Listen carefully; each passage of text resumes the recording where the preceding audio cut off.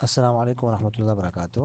طاہر جان بھائی نے سوال کیا ہے کہ سلام کہنے یعنی سلام کرنے اور سلام کا جواب دینے کا کیا حکم ہے، اور دوسرا سوال یہ ہے کہ ایک شخص مسلسل ایک بندے کو روزانہ سلام کرتا ہو اور اس کے جواب میں وہ دوسرا بندہ سلام کا جواب نہ دیتا ہو تو اس کا کیا حکم ہے اور اس کو سلام کرنا چاہیے کہ نہیں۔ دیکھیے گا، سلام کہنا یہ سنت ہے اور سلام کا جواب دینا یہ واجب ہے۔ جواب جو ہے نا وہ دینا پڑے گا۔ اگر کوئی نہیں دیتا تو ظاہر ہے کہ وہ گنہگار ہوگا، لیکن کچھ حالات کا استثناء ہے، کچھ حالات میں کچھ اوقات میں سلام نہیں کرنا چاہیے، مثلا کوئی کھانا کھا رہا ہو یا کوئی تلاوت کر رہا ہو وغیرہ ذالک، ان حالات میں پھر سلام کا جواب دینا واجب نہیں ہے۔